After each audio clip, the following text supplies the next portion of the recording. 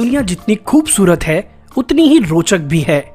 आपने इस दुनिया से जुड़े कई ऐसे रोचक तथ्यों के बारे में सुना होगा जो लोगों को हैरान कर देते हैं, पर आज हम आप लोगों को कुछ ऐसे सवालों के जवाब देने वाले हैं जो एक बार तो आपके दिमाग में जरूर आए होंगे। तो चलिए शुरू करते हैं। वैज्ञानिक प्रयोगों के लिए चूहों का इस्तेमाल लैब में अक्सर सभी तरह के प्रयोग अधिकतर चूहों पर ही करते हैं, यानी कि वैज्ञानिक सबसे ज्यादा प्रयोग जो करते हैं वो चूहों के ऊपर करते हैं।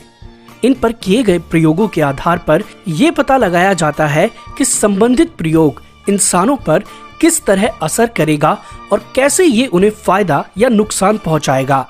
लेकिन क्या आपने कभी सोचा है कि वैज्ञानिक प्रयोगों के लिए चूहों का ही इस्तेमाल आखिर क्यों करते हैं? अगर नहीं पता है तो चलिए आज हम आपको यही बताने जा रहे हैं कि वैज्ञानिक प्रयोगों के लिए चूहों का इस्तेमाल आखिर क्यों करते हैं। चूहे वे जीव हैं जिनके शरीर में होने वाली बहुत सी क्रियाएं, यानी कि 90% ऑफ द क्रियाएं जो हैं वो मनुष्यों से मिलती जुलती हैं। चूहे आकार में छोटे तो होते हैं और इसीलिए इन्हें रखने में जगह की भी जरूरत कम पड़ती है। साथ ही किसी भी नए माहौल में बड़ी आसानी से ये अपने आप को एडजस्ट कर लेते हैं। चूहों में प्रजनन बहुत जल्दी होता है और इनकी उम्र भी लगभग 2 से 3 साल की होती है। ऐसे में चूहों की एक पीढ़ी का अध्ययन बड़ी आसानी से किया जा सकता है और कम खर्च में चूहों की ज्यादा संख्या को प्रयोग के लिए खरीदा जा सकता है। इसी वजह से वैज्ञानिक चूहों पर ही प्रयोग करना सबसे बेहतर समझते हैं। आपने देखा होगा कि रात में पेड़ों और पेड़ों के आसपास जुगनू चमकते रहते हैं। उन्हें देखने के बाद लोग अक्सर कहते हैं कि शायद इन्हें दिखाई नहीं देता है। इस वजह से वे रात को अपने लालटेन को ऑन कर लेते हैं और चमकने लगते हैं। वे शहरों में कम ही दिखाई देते हैं, लेकिन ग्रामीण क्षेत्रों में इनकी संख्या काफी ज्यादा मात्रा में भी हो सकती है। पर अब गांव में भी इनकी मात्रा जो है वो काफी कम हो चुकी है। पर क्या आप जानते हैं कि रात में जुगनू क्यों चमकते हैं और बिजली के बल्ब की तरह चमकते कैसे हैं? तो चलिए आपको बताते हैं इसके बारे में। दरअसल फायरफ्लाई की चमक के पीछे उनका मुख्य उद्देश्य है अपने साथी यानी महिला फायरफ्लाइज को आकर्षित करना और खुद के लिए भोजन ढूंढना होता है। फायरफ्लाइज की चमक 3 रंगों की होती है, जिसमें हरा, पीला और लाल रंग ज्यादातर देखा जाता है। मादा जुगनू जंगलों में पेड़ों की छाल में अंडे देती है, पर आपको जानकर यह भी आश्चर्य होगा कि फायरफ्लाइज के अंडे जो होते हैं वो भी चमकते हैं। जुगनू की खोज यूं तो वर्ष 1667 में रॉबर्ट बिल नामक वैज्ञानिक ने की थी। पहले ये माना जाता था कि फायरफ्लाइज के शरीर में फास्फोरस होता है और इसी वजह से ये चमकते हैं, लेकिन बाद में वैज्ञानिकों ने इसे इनकार कर दिया और बताया कि जुगनू फास्फोरस के कारण नहीं बल्कि ल्यूसीफेज नामक प्रोटीन के कारण अपने आप को चमकता दिखाई देते हैं। नागमणि का रहस्य आज भी अनसुलझा हुआ है।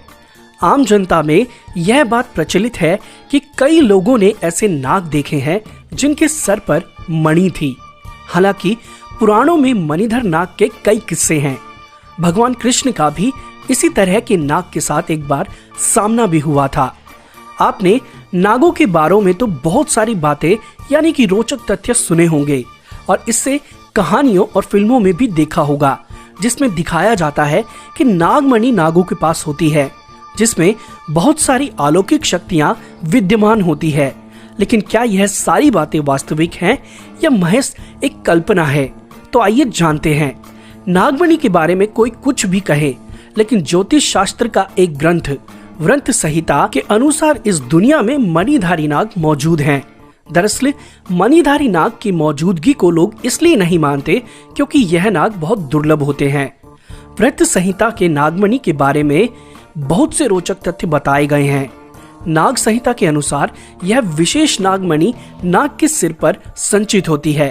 माना जाता है कि यह नागमणि जिस किसी के पास भी होती है उस पर विष या जहर का कोई असर नहीं होता है। कहा यह भी जाता है कि नागमणि अन्य मणियों की अपेक्षा में अधिक प्रभावशाली और अलौकिक होती है। अगर इसे नाग से छीनने का प्रयास किया जाए तो नाग उस पर जानलेवा हमला भी कर सकता है। खैर, ये रहस्य आज भी एक रहस्य ही है। कुत्ते का रोना घर में अशुभ माना जाता है। कुत्ते को रोता देख लोग उसे गली में से या मोहल्ले में से भगा देते हैं। पर इनके रोने का कारण क्या है? ज्योतिषियों के मुताबिक यह माना जाता है कि कुत्तों को रात के समय बुरी आत्माएं दिखाई देती है, इसलिए वे रोने लगते हैं।